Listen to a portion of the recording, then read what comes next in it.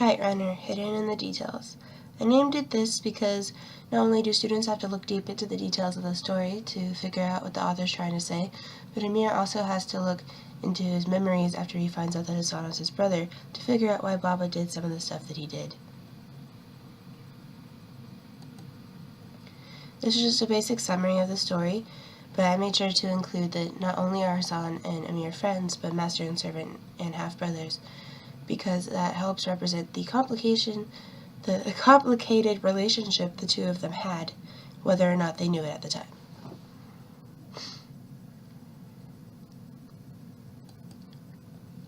It was the look of the lamb. This quote uses a sacrificial lamb as a symbol of Hassan giving in to fate for Amir and his kite. The kite representing Amir for Hassan and Hassan's dedication to Amir, and Baba to Amir, or Amir's dedication to Baba. And it also, it helps show why what happens.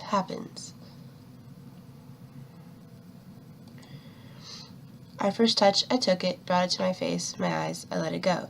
Throughout the story, the author uses choppy language to show Amir's thought process, to make the reader feel more in tune with the situations, such as when he's in the hospital or the fight and he's not thinking clearly, and it could be confusing for the reader because it is confusing for Amir. Baba would buy us each 3 identical kites and spools of glass string. If I changed my mind and asked for a bigger and fancier kite, Baba would buy it for me, but then he'd buy it for Hassan too. Sometimes I wished he wouldn't do that, wished he'd let me be the favorite. This helps show the complicated relationship between Amir, Hassan, and Baba, because Baba wants to be fair to his sons, but neither of his 2 sons know that they're brothers, so it just ends up hurting Amir because he doesn't know why his father would treat a servant so well.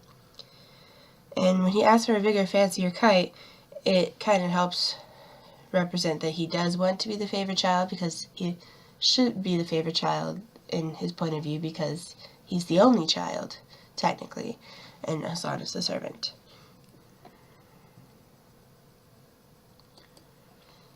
Then I glanced up and saw a pair of kites, red with long blue tails, soaring in the sky. They danced high above the trees on the west end of the park, over the windmills, floating side by side like a pair of eyes, looking down on San Francisco. The kites represent Amir's past, obviously, and it's to kind of show that it never really left him, it's still there. And it could also be Baba, but especially Hassan, watching over him and making sure he's okay, but Amir would probably also feel like, for lack of a better word, that they're judging him and what he does and what he has done and his bad decisions. Text-to-text comparisons to Myth of Devotion. The same way Hades attempts to force love for Persephone with the garden, Amir tries to force love from his Baba with the kite and hiding the watch and the money under Hassan's pillow. The broken heart, just like how the speaker in the broken heart will not feel love in the same way again.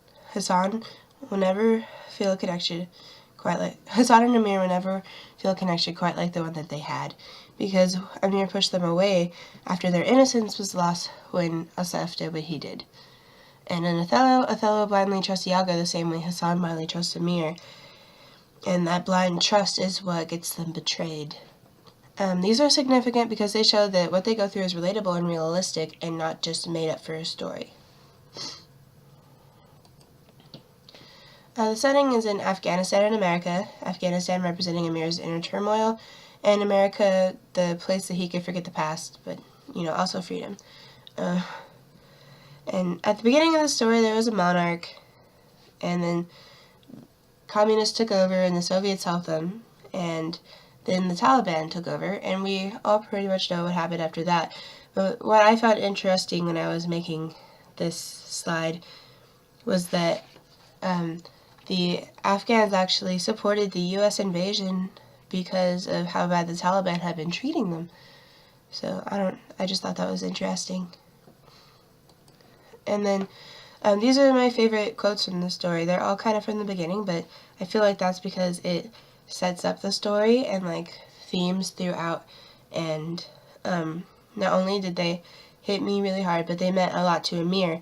The first one, with the first words that they said, are foreshadowing of, once again, the dedication throughout the story. Second one is the society expectations that affect Amir, even though he probably doesn't want them to. The third one is his insecurity and fear that his father doesn't actually love him, and he takes it to an extreme. And then the last one is obviously important for you 1,000 times over. It's repeated multiple times throughout the story because it's one of the last things, or the last thing maybe, that Hassan said before the rape happened. And when it is repeated later by a new friend that Amir had made, Amir bursts into tears because that's how big this quote is in the story.